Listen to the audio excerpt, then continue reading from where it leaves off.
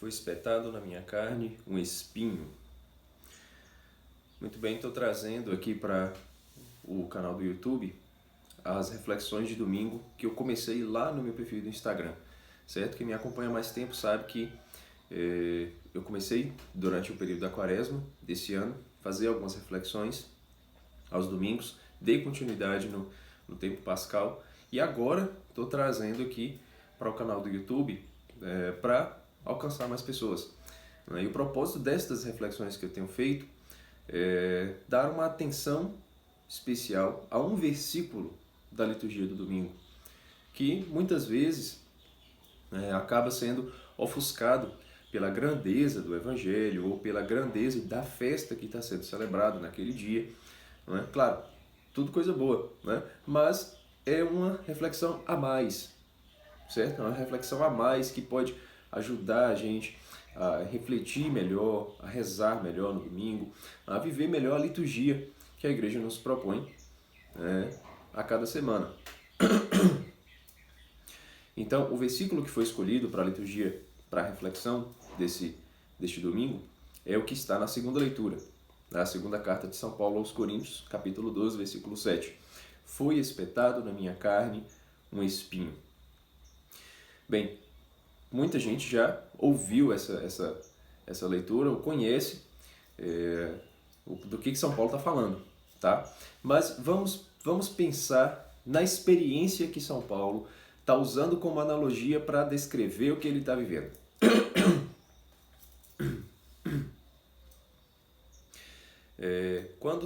Quando a gente machuca a mão, né? Quando entra uma farpa de madeira na pele, ou como popularmente a gente chama aqui uma frepa, né? Uma frepa de pau entra na pele da gente, né? Na mão, no dedo, qualquer coisa do tipo, a gente fica com um incômodo, um desconforto tremendo. Né? É um incômodo gigantesco. Não é uma dor gigantesca, não é um machucado gigantesco, não é uma coisa absurda, não. Mas o desconforto tira a nossa atenção de outras coisas. A gente fica prestando atenção naquele desconforto enquanto a gente não tira aquela farpa, né? Ou aquela frepa, né? Da pele da gente. É um desconforto que fica incomodando a gente, tirando a nossa atenção. Tá? São Paulo está falando que a experiência dele é um pouco maior, é um pouco mais profunda, porque foi um espinho. Tá? Então a gente já imagina um espinho um pouco maior, né, do que uma farpa, né, ou um pouco mais, com espessura maior, que seja. E não foi na pele, foi na carne, certo? Então o espinho ele não pegou na pele, ele atingiu a carne, certo? Independente de qualquer parte do corpo, ele espetou, o espinho espetou, certo? Isso quer dizer que é um desconforto muito maior, tá? Não é, atenção, não é uma dor gigantesca, não é um machucado gigantesco, mas a experiência que ele está dizendo é de um desconforto, de um incômodo que tira o foco, que tira a atenção. Ele ainda fala que é como se fosse um anjo de Satanás esbofeteando ele. Tá? Dá uma outra analogia. Né? Como se ele estivesse apanhando de um inimigo invisível aos olhos das outras pessoas. Né? Ele está sendo ali machucado, ele está sofrendo um desconforto. E que tipo de desconforto é esse? É um defeito dele. É um defeito. Ele ainda vai dizer nos versículos mais à frente, desculpem, que é de uma fraqueza que ele tem. Porque é na fraqueza que eu me sinto forte. Né? Então é uma fraqueza que ele tem. Que fraqueza é essa que o incomoda? A gente pode trazer para o popular, dizer que é um defeito que ele tem.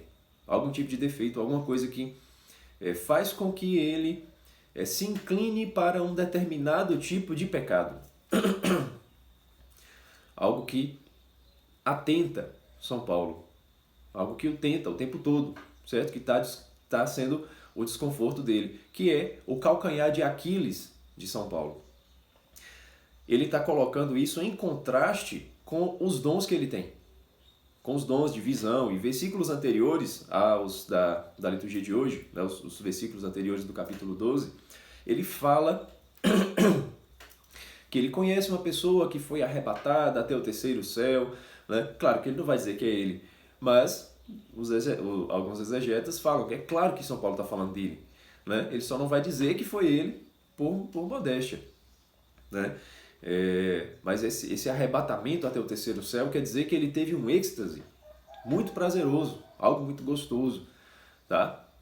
Um êxtase místico. E tudo isso é dom de Deus. Né? Na primeira leitura, o profeta Ezequiel ele fala, né, diferente de São Paulo, que a ele foi dado um espírito que o colocou de pé, uma vida, um sopro, né, um dom que o colocou de pé, que fez ele ser profeta. São Paulo tem isso também, tem esse dom, né? Ele tem os dons místicos, ele tem carismas, mas ele também tem um defeito, que ele pediu a Deus para ser tirado 3 vezes. E Deus falou, não vou tirar esse defeito. E 3 vezes aqui é o número de relação, né? São Paulo tinha uma relação perfeita com Deus. É símbolo da perfeição qualitativa. Claro, a oração de São Paulo foi infalível, a oração de São Paulo alcançou a Deus e Deus não atendeu porque Deus não quis. Porque aquele defeito deveria acompanhar São Paulo para o resto da vida. Esse espinho não só acompanha São Paulo, como acompanha todos nós. São Paulo ele está colocando um olhar mais humano no cristão. Ele está dizendo ao cristão, não importa o espírito que você tenha, não importa o dom que você tenha. Esse dom que você tem, esse talento, esse carisma, isso é como o profeta Ezequiel. É um espírito que vem de Deus, é um dom que vem de Deus, não é seu. Tá? O que é seu? O espinho na carne. O que é seu? A fraqueza. E aí é na fraqueza que você deve se gloriar. Por quê? Preste bem atenção nisso daqui.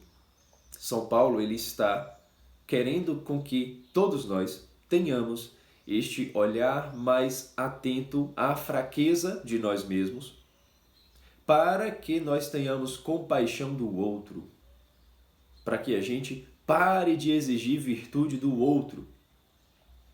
Porque se nós temos um espinho na carne, nós temos um defeito, uma inclinação. Não estou falando que a gente vai sair por aí fazendo e acontecendo, né? Pecando à vontade. Não estou dizendo que é esse o espinho na carne. Não. O espinho na carne é o tipo de inclinação para o pecado que a gente sempre cai. É o tipo de inclinação para o pecado que a gente não tem força para enfrentar. É o tipo de fraqueza que a gente tem, que se a gente não sair correndo antes da tentação, certamente vai dar errado, vai dar problema. Um grande exemplo que nós temos disso é num outro teólogo, tá, gigantesco da nossa igreja, que é Santo Agostinho de Hipona. Tá? Nas suas confissões, Santo Agostinho ele diz que mesmo já depois de sagrado bispo, né, quer dizer o quê? Santo Agostinho já era bispo, já era santo, já estava ali no alto grau de santidade, de inteligência, etc, etc. Mas ele diz que ainda naquela época ele precisava lutar pela castidade. Ele precisava lutar contra as inclinações para o pecado da luxúria. Então, um grande santo, ele ainda tinha esse defeito. O espinho na carne de Santo Agostinho era a inclinação para a luxúria. Era a tentação contra a castidade. Não estou dizendo que Santo Agostinho Bispo consentia e pecava.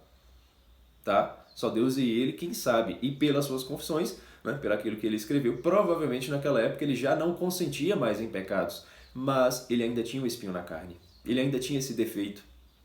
Ele ainda tinha esse problema que o acompanhava, que o tornava humano, apesar de santo. E é isso que São Paulo está chamando a nossa atenção. Você também tem um espinho na carne, eu também tenho um espinho na carne. E a gente tem que se gloriar, olha só, nisso. Por quê? É na fraqueza que eu sou forte. É na minha humanidade, é reconhecendo que eu não sou perfeito, eu não sou um anjo. Eu tenho uma inclinação, eu tenho um defeito, eu tenho uma fraqueza que vai me acompanhar para o resto da vida. E eu tenho que aprender a lidar com isso. Eu tenho que aprender a deixar o joio crescer junto com o trigo. O trigo é a semente de Deus que deve crescer a seu tempo. E se eu tentar arrancar o joio, se eu ficar brigando contra esse defeito, veja, brigando contra o defeito e não contra o pecado. O pecado a gente tem que brigar mesmo. Não é? Mas ao defeito, eu tenho que parar de ter essa fraqueza, eu tenho que parar com isso. O que vai acontecer? Eu vou desperdiçar o trigo. Eu vou desperdiçar o trigo. Aprender a deixar o joio crescer, aprender a conviver com a sua fraqueza, quer dizer reconhecer que você é humano, que você é fraco, que você tem um defeito, que você tem uma inclinação e que os outros também têm. Pode ser que a da pessoa mais próxima de você não seja a mesma que a sua, tá? E muito provavelmente não é. Mas mesmo assim, você precisa aprender a ter compaixão daquela pessoa, não exigir virtude das outras pessoas. São Paulo está querendo que a gente tenha esse tipo de caridade.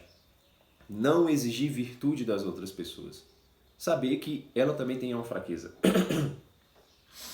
E é na fraqueza dela que ela precisa ser forte. Mas São Paulo, ele não está falando para que os coríntios tenham esse movimento. Ele está falando desse movimento em si mesmo. E com isso ele está ensinando que cada um tem que olhar para si nesse momento. Então, é compaixão do outro sem exigir virtude do outro. Sabendo que o que há de bom nele vem de Deus e que ele tem uma inclinação para o mal. Mas é ele que precisa tomar consciência disso e aprender a deixar o joio crescer. Assim como eu.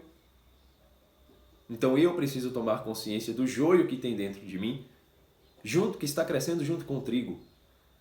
E que eu não posso, claro,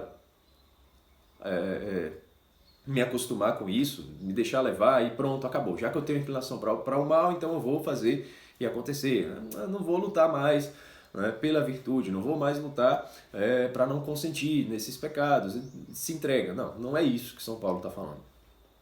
É na fraqueza que eu sou forte. Então, reconhecendo a inclinação, reconhecendo que eu não sou capaz de vencer essa inclinação, eu devo fugir dela. Eu devo fugir dessa tentação, eu preciso rezar mais, eu preciso ter compaixão comigo mesmo. E quer dizer o quê? Quando você cair,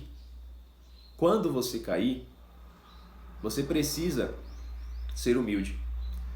Porque um grande pecado que nós cometemos, meia culpa, estou falando de mim também, é que quando a gente cai num pecado, quando a gente comete um pecado, desse espinho na carne, porque todo mundo sabe, cada um sabe de si, cada um sabe da fraqueza que tem.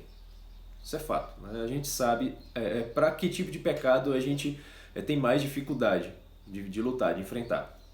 Quando a gente cai, a gente fica, meu Deus do céu, como que eu fiz isso? Eu não devia ter feito isso, poxa, eu sou uma porcaria. A gente fica se lamentando pelo que fez e tal, a gente fica com remorso. E remorso é um pecado, muitas vezes, pior do que o que a gente cometeu, porque é um pecado de soberba. Como assim eu poderia ter feito esse pecado? Claro, você tem essa inclinação, você poderia ter feito, como de fato fez. Agora cabe a você pedir perdão, acabou. Peça perdão, volte. Cristo foi crucificado de braços abertos porque ele está o tempo todo pronto para o abraço. Pronto para o abraço, então pronto para perdoar. Caiu? Levanta. Paciência. Se ainda não caiu, aí sim. Tenha consciência de sua fraqueza e lute não contra a fraqueza, mas contra o consentimento no pecado. Para que o espinho na carne não se torne um tumor mortal. Mas não queira tirar o espinho na carne, porque você vai perder tempo. Deus não tirou o espinho na carne de São Paulo. Poderia ter feito. Deus não tirou o espinho na carne de Santo Agostinho. Poderia ter feito. Mas foi tendo consciência desses espinhos que eles dois tinham, reconhecendo a fraqueza deles, é que eles deixaram Deus ser grande na vida deles e se tornaram os grandes santos que nós temos hoje. Possamos também fazer esta reflexão, reconhecer a nossa fraqueza, entregar esta fraqueza diante de Deus na hora da comunhão de hoje, nas orações pessoais, para que Deus possa nos dar a graça de nos gloriarmos desta fraqueza, dizendo, nós somos humanos, eu sou humano, eu sou fraco, eu tenho esse defeito, mas que Deus seja grande na minha vida, que o trigo cresça, que o joio não empate o trigo crescer, mas que eu também não arranque trigo misturado com o joio, tentando brigar com o joio. No momento oportuno, o grande agricultor vai mandar os seus servos, os anjos, para separar o joio do trigo. No momento oportuno, São Paulo foi elevado aos altares sem este defeito, sem este espinho na carne, quer dizer, no céu, purificado. Santo Agostinho da mesma forma. Então que possamos fazer esta reflexão e nos humilharmos diante de Deus neste 14º domingo do tempo comum. Até a semana que vem.